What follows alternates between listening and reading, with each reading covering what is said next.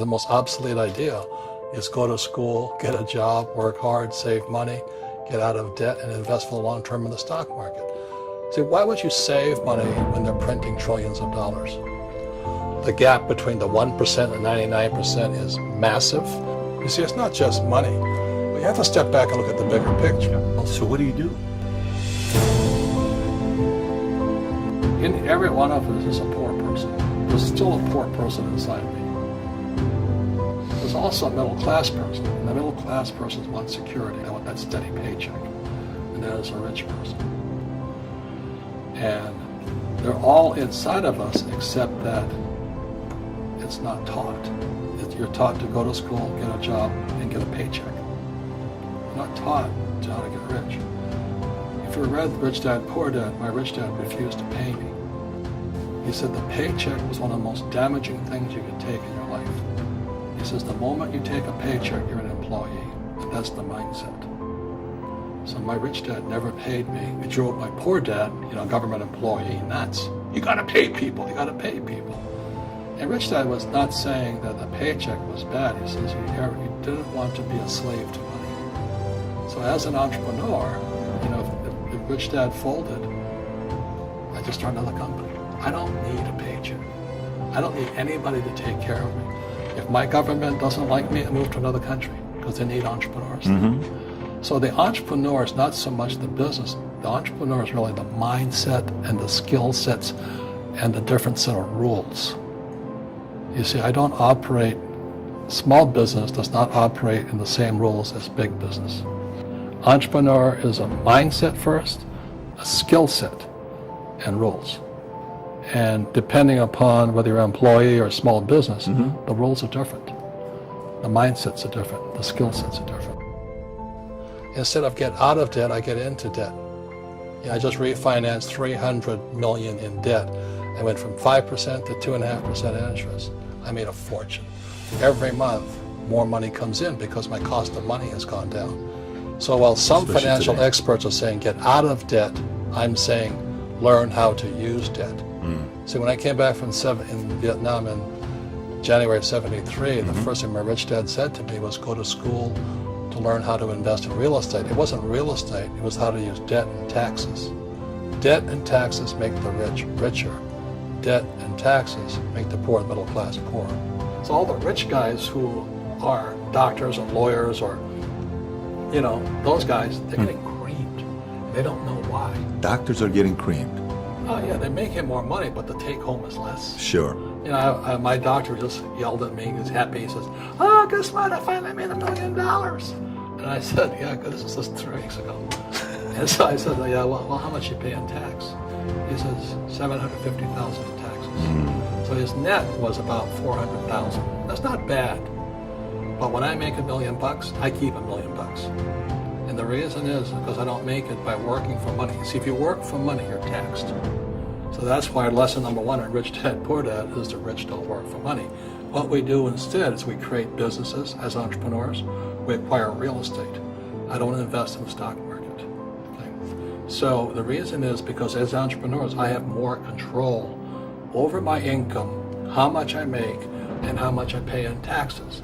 And because I'm an entrepreneur as well as an investor in real estate, I pay 0 tax. So every time I make, let's say, $1 million as an entrepreneur, I immediately invested in real estate. I have a 4-to-1 step up. So I put $1 million in real estate. I get $4 million from the bank. That's why I love banks. But the banks are screwing everybody else. Terrible, but it's good for me. That's why you say when you print, it's good for you, but when you print, it's bad for people that work for money. Because when you print, savers get creamed and people who work for money get creamed. When they print, debtors get rich. You see, debt and taxes make the rich richer, and debt and taxes make the poor middle class poorer. So when we have obsolete ideas, we get obsolete results. So what's happening for most people, the idea of going to school, getting a job, working hard, saving money, getting out of debt, buying your house because it's an asset, investing for the long term, is obsolete.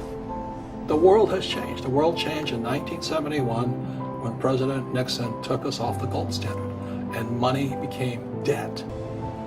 Today, the banks are charging you interest to save money. In other words, the banks don't want your money because they've printed too much of it. And that's why there's this bubbles in stocks and bubbles in real estate and all this. People are dumping the cash. Because as I said in here, savers are losers and cash is trash. And yet people, well, I want a high-paying job. Well, that's an obsolete idea. Get out of debt is an obsolete idea. You should learn how to get into debt, how to use debt to get rich, and they'll never teach you about taxes. The reason the 1% is way up here and the 99% are going this way is because when you print money, two things happen: inflation and taxes. It's going to crush you. And any entrepreneur thinks, I'm just going to make money, I'm going to start a business and make a lot of money, because as we talk about, they really have got to smell the roses, man. You know, that's not what the real entrepreneurs are doing. Most entrepreneurs, there's 28 million small business owners in America. 24 million are what are one-person entrepreneurs. They're called non-employee entrepreneurs. So and that's what happens is when people don't really understand what an entrepreneur does. So most people are self-employed, but they're not really entrepreneurs. The self-employed pay the highest taxes of all, and nobody tells them that. Yeah, it's also called the entrepreneurial spirit. But what we were actually talking about was there's no such thing as a bad economy. You know, there's external, you and I, we all have an external economy, but we also have an internal economy. And the willpower is to change our internal economy. So for me, I can see the good and I can see the bad. I don't really give a damn because I'm going to be rich anyway. But a poor person with a poor personal economy, all they're going to see is a bad economy because they don't know how to make money in any economy.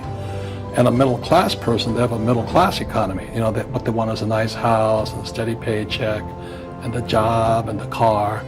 And so when you take their job away, to them, that's disaster.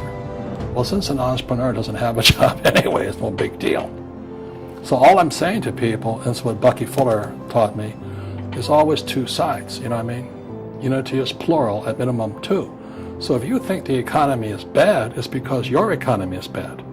If you think that steady, employment is important, then you'll see an economy without jobs. Your economy. Your economy DNA versus the external economy. Got it. What you control versus what you can't control. I can control. Yeah, it's called an internal focus versus an external focus.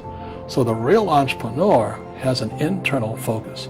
That if they fall down, they say, "Oh, this is good, because I'm going to go up higher." You know, the average person will fall down and say, "Oh, I'm going to take some Prozac," or somebody has a mistake. So, "Oh, the mistakes don't matter." Well, mistakes matter. It means you didn't know something. But a real entrepreneur, whether they fall down, they always can go up. They can stand back up and go higher. Then no matter what happens to them, they get stronger and better and smarter and happier. But a person with a weak internal mindset is that they're so afraid of what happens, it generally happens. Like, people who are afraid of losing their jobs, they generally lose their jobs. You know what I mean? Yeah, no doubt. So everything comes through you. Yeah, so the entrepreneur first job is to control inside here, not outside there. And that's why my rich dad never gave me a paycheck. He says, the moment you take that paycheck, you're an employee. You've got to be stronger than that. It's about inside control.